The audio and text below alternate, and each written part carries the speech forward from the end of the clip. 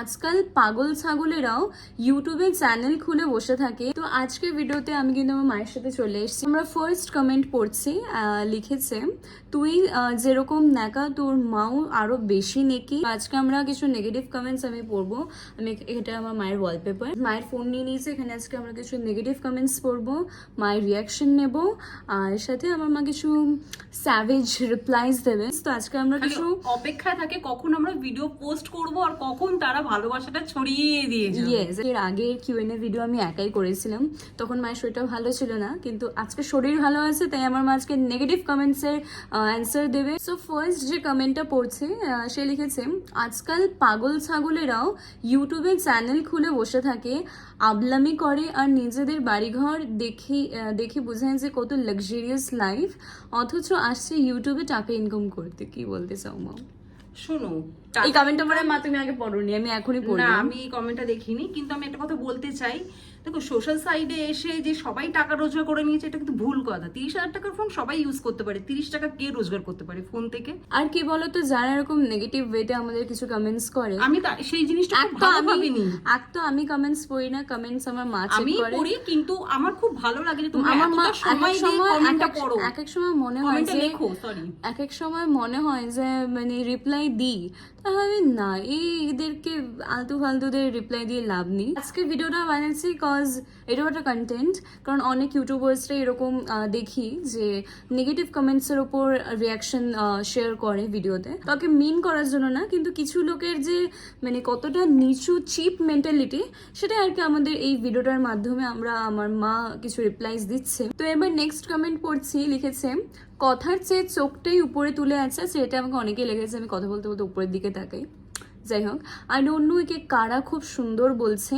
সুন্দর মানে এই নয় ফর্সা স্কিনটা ভালো হবে, সব দিক দিয়ে যে সুন্দর তাকে সুন্দর বলে। ফার্স্ট একটা কথা ঠিক করে বলতে পারে না, আগে কথা বলতে শেখো, হ্যাশট্যাগ নেকি বুড়ি। সো আমাকে বলছে হ্যাশট্যাগ নেকি বুড়ি। শোনো, যারা আমাকে সুন্দর বলে, তোমাদের কিসের প্রবলেম? ওকে যদি সুন্দর বলে তাহলে তোমার এত কিসের মাথা ব্যথা? আর একটা প্যারাগ্রাফ আমি পড়ছি, এত বড় কতক্ষণ ধরে লিখেছে। ভিডিওটার নিচে এই কমেন্টটা এসছে। যাই হোক, আমি পড়ছি কমেন্টটা। এতই যদি সবকিছু পার্সোনাল রাখার ইচ্ছা থাকে, তাহলে সোশ্যাল মিডিয়াতে ব্লগিং কন্টেন্ট কেন পোস্ট করছো? আমার চয়েস, আমাদের চয়েস, আমাদের পার্সোনাল ব্যাপার আমরা কেন পোস্ট করছি। লিখেছে অন্য কন্টেন্ট করতে পারতে, আর যদি নিজের লাইফ পার্সোনাল রাখতে হয় তাহলে পার্সোনাল লাইফকে প্রফেশন হিসেবে কেন ইউজ করছো? আর তোমার মাকে বা তোমার মায়ের সেকেন্ড ম্যারেজ নিয়ে কারোর কিছুই যায় আসে না, ইভেন লোকেও তো জানতো না যদি তুমি না এসে ন্যাকামি করতে এই সেই বলে। তোমার মা পাশ থেকে যে এত কথা বলছে, ওনাকে একটাই বলবো, কাকিমা এত কেন গায়ে লাগাচ্ছেন? যদি এত গায়ে লেগে থাকে তাহলে আপনার মেয়েকে বলুন আপনার ব্যাপারে কোনো পোস্ট করতে না, তাহলে লোকে জিজ্ঞেস করবে না কি যে আজব পুরো। কি বলতে চাও মা? আমি এই ব্যাপারে সেরকম কিছু বলতে চাই না। মানে মেইনলি ওরা বলতে চাইছে যে আমরা কেন এই পার্সোনাল লাইফটা কেন আমরা সোশ্যাল সাইডে নিয়ে এসেছি। কি করব বলো, তোমাদের কাছে পারমিশন নিয়ে নিত, আমি নিজের পারমিশন ক্ষমা করে দাও প্লিজ। ক্ষমা কেন চাইবো? এত তুচ্ছ নাকি যে ক্ষমা চাইবো? সেটা আমার ব্যক্তিগত ব্যাপার, আমি সোশ্যাল সাইডে নিয়ে আসবো না আমার ঘরের মধ্যখানে রাখবো, সেটা আমার পুরো নিজের ব্যাপার। আমাদের পার্সোনাল লাইফটা বা যা কিছু হোক আমরা যেটা প্রেজেন্ট করছি, এগুলো খুবই মানে সাধারণ একটা নর্মাল ব্যাপার। কেউ মানে ক্যামেরার পেছনে করে, কেউ ক্যামেরার সামনে নিয়ে আসছে, তাই তোমরা জানতে পারছো। আর অনেকে তো ঘোমটার তেলেও ঘ্যামটা নাচে। একজন লিখেছে মেয়ের 30 হলে বিয়ে দেবে। অ্যাকচুয়ালি আমার মা একটা ভিডিওতে বলেছে যে আমি আমার মেয়েকে 30-এর আগে বিয়ে দেবো না। সো এটা নর্মাল থিঙ্কিং। আজকালকার দিনে সবাই 30-32-এর আগে কেউ বিয়ে করে না, আর যারা করে সেটা তাদের পার্সোনাল চয়েস। যাই হোক, আমি কমেন্টটা পড়ছি, মেয়ের 30 হলে বিয়ে দেবে, তারপর আবার 45 হলে যেরকম মা করেছে, জঘন্য মা মেয়ে বোথ ডেসপারেট, ওই জন্যই মা তো কচি খুকি সাজে বুড়ি খুকি। আমি কচি খুকি, আমি বুড়ি না। হ্যাঁ, তাতে তোমার এত অসুবিধা কিসের? আমি সেটা বুঝতে পারি না। আর আমার কাছে কথা, আমি কোনোদিন সে যদি নিজেকে মেনটেন করে বা সে যদি নিজের লাইফে ভালো থাকে, আমি আর বুঝতে পারি না কোনোদিন এত কিসের মাথা ব্যথা। ওদের কাছে তো আমার বায়োডাটা আছে। নেক্সট এবার কমেন্ট পড়ছি, লিখেছে তোমাদের মতো মিথ্যা কথা বলে ভিডিও করতে পারি না, তাই জন্য আমাদের ভিউ হয় না আর সাবস্ক্রাইবও বাড়ে না, আর মিথ্যে বলা ঠিক না, সত্য ছবিগুলোই দেখাতে। এর প্রথম তো কোনো মিথ্যে না, পুরোটাই সত্যি। বেসিক্যালি বলতে চাইলো যে সোশ্যাল মিডিয়াতে তার মানে যারা যারা ভিডিওস বানায়, যাদের সাবস্ক্রাইবার্স আছে, ভিউজ আছে, তারা মানে সবাই মিথ্যে কথা বলে। মানে এই কমেন্টটা দেখে তাই মনে হলো লিখেছে ও ডিপ্রেশনে আছে তার জন্য, মেবি ফ্রাস্ট্রেটেড আছে নিজের লাইফে। আমরা এগুলোকে জাস্ট লেট গো করি। ওম স্বাহা। আরও একটা প্যারাগ্রাফ পড়তে চলেছি এবার। লিখেছে এতটা সময় নিয়ে, নিশ্চয়ই আমি তার রেসপেক্ট করব। তো কমেন্ট আমি পড়ছি। লিখেছে এত বড় মেয়ে রেখে এই মহিলা নিজে কিভাবে বিয়ে করলো। মাই গড, আমার মতো ফার্স্ট দুনিয়াতে। ওকে, যেখানে ওনার উচিত ছিল আর কিছু বছর ওয়েট করে মেয়ের ভালো একটা ফ্যামিলিতে বিয়ে দেওয়া। তাছাড়া এই মেয়ের বাবাটা মারা গেল, এক্স হাজবেন্ডের কোনো শখ ওনার মধ্যে নেই, এর মধ্যে মেয়ের মধ্যেও তো নেই। আবার নির্লজ্জের মতো বিয়ের ব্লগটাই বানাইছে। বুঝলাম না এরা কি এমন নির্লজ্জ নাকি ভিউজ পাওয়ার জন্য এমন নির্লজ্জ হচ্ছে। প্রথম তো আমি বলতে চাইবো যে তুমি আমার জন্য এতটা ভেবেছো, ভাগ্যিস এই ভাবনাটা যদি নিজের সন্তানের জন্য ভাবো খুব ভালো হয়। ছোট একটা কমেন্ট লিখেছে টুনটুন মাসি। টুনটুন মাসিটা এটা নতুন নেই, আগেও অনেক আমার মায়ের অনেক ভিডিওস অনেকে লেখে টুনটুন মাসি, মুটি, হাতি, অনেকে কিছু লেখে। আমি তাদের একটাই কথা, দাঁড়ো তুমি বলবে না, তাদেরকে একটাই কথা বলতে চাই, টুনটুন মাসি বা হাতি বলো বা যাই বলো, জলহস্তি একজন লিখেছে, আমি কালকে একটা কমেন্টে দেখেছিলাম জলহস্তি। তো আমি একটাই তাদের কথা বলতে চাই, তোমাদেরটা খাচ্ছিও না, তোমাদেরটা পড়ছিও না, তোমাদের থেকে চেয়ে চুয়ে নিয়ে আসছিও না। তো তোমরা নিজেরটা প্লিজ দেখো, নিজের চরকায় তেল দাও। আচ্ছা, আমি একটা কথা বলতে চাই, যে টুনটুন মাসি মানে যে মোটা, যে রোগা, মানে এটা বডি শেমিং, আমি মনে করি মানে বডি শেমিং করছে, বডি শেমিং দিয়ে মানুষকে যে কাউকে ছোট করা, এটা একদমই করা উচিত না। এটা সে নিজের পরিচয় দেখাচ্ছে যে সে কতটা নিজ মেন্টালিটি। দেখো কি যে লিখেছে, সে নিজে হয়তো খুব হেলদি, খুব মোটা, খুব বিচ্ছিরি দেখতে, হয়তো ক্যামেরার সামনে আসতেই পারে না, ওই জন্য সে লোককে বলছে, লোককে জাজ করছে এরকম বসে বসে। একজন লিখেছে কথা বলতে বলতে এত হাত নাড়ো কেন, এত ঢং কেন করো, এত ঢং কেন খোর কেন।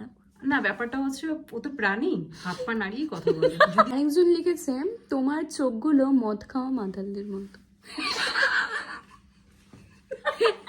একজন লিখেছে সন্তুর মামি ক্রস, হিপোপটেমাস, এলিফেন্ট, রাইট। কি বলতে চাও হিপোপটেমাস? তোমাকে বলেছে প্রথম তো আমি সন্তুর মামি, হিপোপটেমাস তোমাদের মারা। না, আমি কাউকে মিন করতে চাইনি, মিন করে বলে কি কাউকে মিন করতে চাইনি। এবারে যে কমেন্টটা করেছে সে মানে খুব কার্টুন দেখতে ভালোবাসে। লিখেছে জিয়ানের বোনের মতো লাগছে। তাকে আমাকে ভাগ্যিস তুমি জিয়ানের বোনের নাম জ্যাকো। আরে মোটা, আরে জিয়ানের বোন ডোরেমন। হ্যাঁ, জ্যাকো। ভাগ্যিস তুমি আমাকে জিয়ানের বোনের মতো বলেছো, ভাগ্যিস জিয়ানের মতো বলোনি। তাহলে তুমি কার্টুন দেখো, কার্টুন কিন্তু দেখা বন্ধ করো, পড়াশোনাতে মন দাও, নাহলে কিন্তু রেজাল্ট বাজে হবে। নেক্সট আবার পড়ছি। লিখেছে কেন মুখটা কোনো সবসময় হাসির মতন করে রাখো, কেন তুমি তো তোমাদের ফ্যামিলি বলো, আমাদের অসহ্য লাগে ওরকম নাকের কাছে ন্যাকামি করে রাখলে। আচ্ছা, তাহলে তোমরা আমার ভিডিওস দেখো না, যাদের আমার স্কিপ করে যেতে পারো তো। যাদের আমাকে পছন্দ না বা পোষায় না, বা আমাকে ন্যাকা লাগে, আমার মাকে ন্যাকা লাগে, বা কোনো কিছু যদি খারাপ লেগে থাকে আর তোমাদের ভীষণ অসহ্য লাগে আমার ভিডিওস দেখতে, প্লিজ আমার ভিডিওটা স্কিপ করে দাও। কেউ দেখতে বলছে না। কথা বলি, একজন কমেন্টে লিখে দিয়ে যায় যে যত মানে ইচ্ছা করে না দেখতে ভিডিওস, তাও আমার সামনে চলে আসে। আরে তোমাকে কে বলেছে দেখতে? তুমি রোজ দেখো না, দেখবে তোমার সামনে ভিডিও আসবে। হ্যাঁ, তুমি স্কিপ করে যাবে, স্কিপ করে যাও। আমাদের অসহ্য লাগে ওরকম নাকের কাছে ন্যাকামি করে রাখলে। এসব প্লিজ এসব বন্ধ করো, নর্মাল মানুষের মতো থাকো, দেখবে ভালো লাগবে। সবসময় একটা অসহ্যকর কমেন্ট করেছে শিবরাত্রির ভিডিওতে, তখন তো আমার কদিন খুব শরীরটা খারাপ ছিল। যাই হোক, আমি মানে ঘরের জামা কাপড় পরেই আমি পুজোতে গেছিলাম দিতে। কি লিখেছে ওর মধ্যে একজন রিপ্লাই দিয়েছে, মানে একজন কমেন্ট করেছে যে তোমার মা নতুন শাড়ি পরলো না, দেখলে গা পিত্তে জ্বলে যায়। আমার মা শাড়ি আমার কাছে কথা হচ্ছে, আমি জামা কাপড় পরলে যদি কারোর গা পিত্তে জ্বলে যায়, তাহলে আমি আরো বেশি করে পরবো, কারণ আমি নিজেকে সুন্দর দেখানোর জন্য জামা কাপড় পরি, কাউকে ইমপ্রেস করার জন্য না, কাউকে ইমপ্রেস করার জন্য, নিজেকে ইমপ্রেস করার জন্য। আর তাতে যদি কেউ জ্বলে, তাতে আমার মনে হয় তাকে আরো ডাক্তার দেখানো উচিত, তাকে কাউন্সেলিং করানো উচিত। কারণ এরকম ভাবে কারো সোশ্যাল সাইডে এসে লিখে দিয়ে যাওয়াটা একদমই উচিত না। হয়তো সে অনেক কিছু ভেবেছে জীবনে করবে, অ্যাচিভ করবে, কিছুতেই করতে পারেনি। সব জায়গাতে হয়তো না, সব জায়গায় হয়তো সে মানে ফেলিয়ার, মানে হয়তো হাজবেন্ডের হতে পারিনি, হয়তো সন্তানের হয়ে থাকতে পারিনি, হয়তো মা বাবার হয়ে থাকতে পারিনি। শোনো, যারা বাড়ির যেমন আমরা কোনো জিনিস নষ্ট হয়ে গেলে বাইরে ফেলে দিই, বিক্রি করি টিনা লোহার কাছে, ঠিক তেমন মেন্টালিটির মানুষ এগুলো আমি বলবো। নাহলে কেউ কাউকে এইভাবে লিখে দিয়ে যায় না সোশ্যাল সাইডে এসে, তোমার মা শাড়ি পরলে রেডি হলে আমার গা পিত্তি জ্বলে যায়, প্লিজ গা পিত্তি বারবার জ্বলাও, তাহলে আমার বেশি করে তাহলে সাজবো। দেখো, সোশ্যাল মিডিয়াতে থাকতে হলে না পজিটিভ নেগেটিভ দুটো নিয়ে থাকতে হয়। এই না যে শুধু ভিডিও করছি বা লোকে শুধু ভালো ভালোই বলবে, পজিটিভ বলবে, তার কোনো মানে নেই। যখন কোনো মানুষ একটু উপরের দিকে ওঠে, একটু ফেমাস হয়, ভাইরাল হতে শুরু করে, তখন কিছু কুকুর দেখবে পেছন দিয়ে একটু ঘেউ ঘেউ করে।